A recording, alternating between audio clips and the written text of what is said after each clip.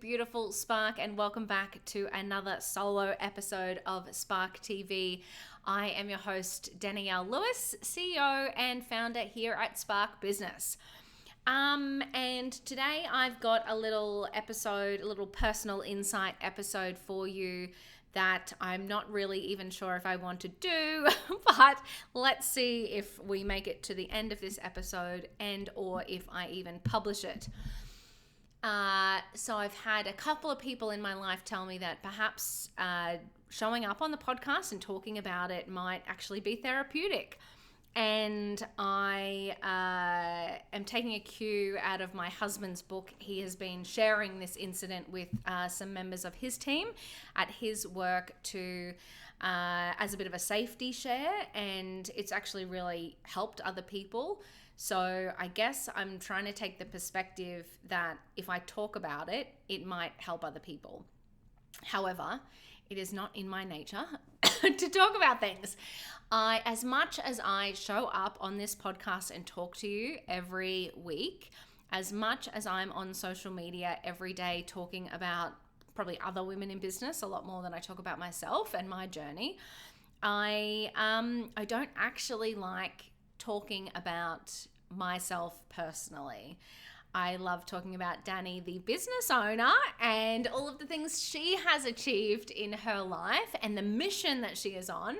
Not so much Dani, the human, behind the business owner. So I've been recording. I've done some batch recording of solo episodes all day, and I've been putting this one off to the end.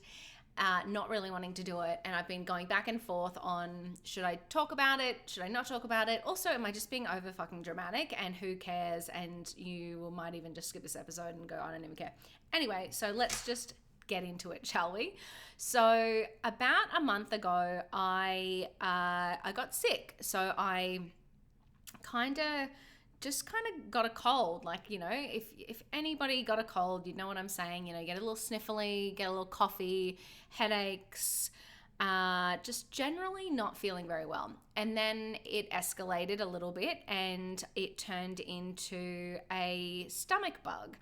And again, you know, the hot and cold and what have you. And you know, if anybody got the flu, you would just be thinking to yourself, oh yeah, it's the flu. This is kind of the progression of the flu. It'll pass. And it got to the stage where it didn't pass. And I found myself, basically, I was up vomiting all night. And I'm actually diabetic, if you didn't know that, type 1. And my blood sugar was totally out of control. I was starting to breathe really heavily. I thought I was panicking. I actually thought I was having a panic attack about how sick I was. But that turned out not to be the case. And sometime around 5 o'clock in the morning, we just went, this is not right. And my husband took me to the emergency room. And it turned out I was having diabetic ketoacidosis, which is basically really fucking bad, and I nearly died. So when that happens, when your blood sugar is out of control and your ketones are out of control, your blood is turning to acid. It's fucking terrible. I don't even know all of the ins and outs, but it's really bad. The heavy breathing, the panic breathing, was my body trying to get rid of the try and fix itself. Like, that was actually my body trying to get rid of the toxins and what have you. And yeah, basically that turned into a 3 or 4 day hospital stay. I had drips in every vein in my 2 arms, in my wrists. I had a central line put into my neck, and they were just, basically, there was one stage when I first went into the emergency room where I was, falling asleep because I hadn't slept, all night the night before. And, and the doctor's like, Danielle, are you awake? Are you awake? Like, they were actually worried that I was going to slip into a coma or have cardiac arrest and die.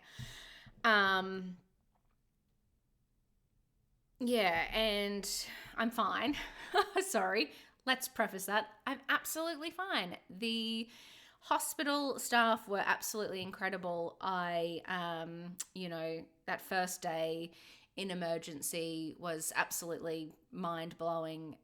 They did such a great job, and I ended up being royal flying doctored serviced into Perth and being in the emergency department in Perth. So that was a bit of an adventure as well.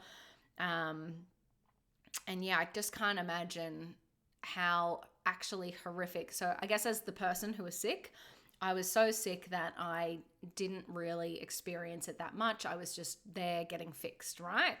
And I don't want to probably go into any more detail than that, but I feel for my husband who watched the whole thing, who took me to emergency, who had to stand there and watch his wife go through that. Had to ask a nurse, is she going to be okay? And for them to say, we don't know. I can't imagine what that would be like. I can just think of if I went through that with him, how awful that would be. And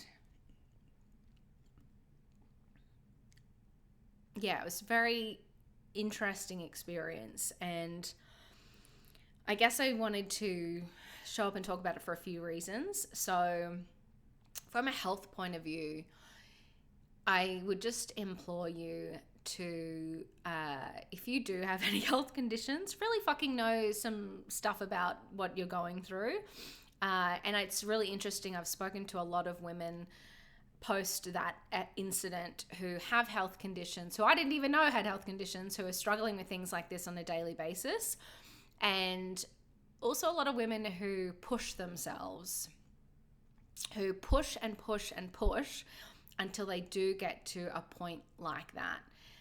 In various different, I've heard so many stories, and the common denominator has been that we as women sometimes go, I'll be fine, I'll be fine, I'll be fine, I'll be fine, until we're really not fine. And I feel like there's a lesson there for us all that it's okay not to push. It is okay to prioritize your health and wellness. It is okay. Actually, it's not just okay, it is fucking required. You have people in your life who need you. I don't care how much you may think they don't, but you have a husband, a partner, kids, family, friends. There are people who need you, and so you need to look after yourself. And I guess I also didn't want to talk about this because I find it incredibly fucking shameful and embarrassing that I didn't know some of the things that might have helped me avoid that incident. So I ended up having influenza A, which triggered the DKA. But one thing, I was diagnosed late in life with diabetes. I've had it for about 15 years.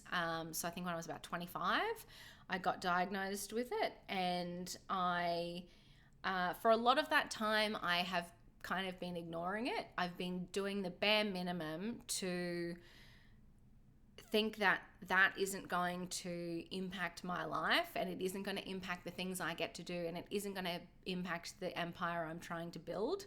And so I developed bad habits, and I ignored learning more about it, and was probably really lucky that it didn't happen any sooner. And that was sort of a resounding thing that happened in the hospital. They were like, wow, I can't believe you haven't experienced this before. But anyway, so this is really a message for you to look after yourself and to pay close attention to what you're going through, because you are really, really important. And if you know any diabetics in your life, make sure they have a sick day management plan. A concept that was new to me, which shouldn't have been new to me, but something I did not have in place and would have absolutely helped me minimize that experience. So that's the first one. The first thing I wanted to share was that, because, I guess if you're avoiding anything in your life, like I was, I would really implore you to take stock of that and think about why you might be doing that, and think about who else it can impact if you are avoiding something important. The next little tidbit that I wanted to share with you was I remember I was sitting at the end of the hospital stay, and my parents flew in from Brisbane, and we were all, just chatting about things, and, they were talking about, having an epiphany as a near-death experience. And I was thinking about it in the following days, and I was kind of feeling a little bit gypped that I didn't get some kind of epiphany. I was actually, my husband is a lot more communicative and articulate than I am. And he spoke a lot about what the experience was like for him, how he felt, making sure that we had everything that we need, having all the resources to try and make sure that never happened again. He's an engineer, so he's gone into total project manage, fix this mode, which is great because I'm not like that. So I thank him every day. But I was feeling a little bit put out that I didn't have some kind of life-changing experience. And I was feeling like that for a few days, and I was kind of bottling it all up as I do. And I was saying it to him, I said, I just don't know how I feel yet. I don't know how I feel. I thought things would be different. I thought going through something like that I should feel different, that I should have realized something, had a bit of a come to Jesus moment, whatever you want to call it. And I just didn't get that. And it was like actually for days, I felt like I wanted to cry, but I couldn't cry. And then something happened which changed that. And one of my beautiful OG Spark members, Tanya, actually sent me a bunch of flowers and a bottle of champagne, because during that process I had to reschedule one of our masterclasses that I was presenting, because I couldn't do anything, and because I'd vomited so much I couldn't speak and all this sort of stuff. Anyway, and she sent me this beautiful bunch of flowers and bottle of bubbles, and she has been a part of Spark since day one. Through all of its different iterations, she has seen it. She has, supported me in so many different ways. And it was really, her business has changed. She's got a new business that she's launched this year, which is just beautiful. And I can't even remember what the card said. But I just realized that I'm already exactly where I need to be. I think sometimes we think that, we need to have some kind of epiphany, some kind of viral moment, that all of the stars are going to align, the planets will collide, something big will happen, and all of a sudden we will have achieved all of our dreams. And I just realized in that moment that the work I do is really important. The mission we have here at Spark is important, and that I am so passionate about it that I'm exactly where I need to be. There isn't going to be a viral, crazy moment. It is going to be about showing up every day and supporting the amazing women in business in this community, because they were there when I needed them most as well. And that's just fucking incredible. And that is the epiphany, that is the epiphany. The epiphany is that I'm exactly where I need to be, which is just so empowering, on days where you think, I just don't know what to do next. It's overwhelming. I've got all of these things on my to-do list. You do actually know exactly what you need to do. You already have it within you. You are on the right path. You will make the right decision. You are the one. It's you. So yeah, I guess that's the other thing that showed up for me, was just this idea that I am exactly where I need to be. And I think that a lot of women probably might need to hear that as well, that they are waiting for that moment, and perhaps it won't come, because perhaps you are exactly where you need to be.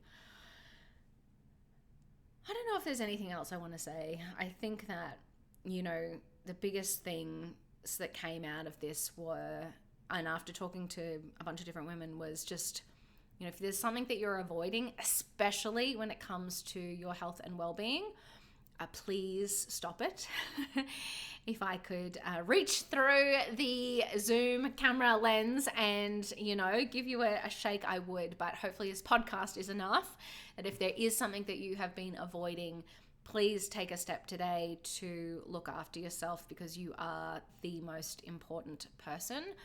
And that, when it comes to life, when it comes to business, you are exactly where you need to be.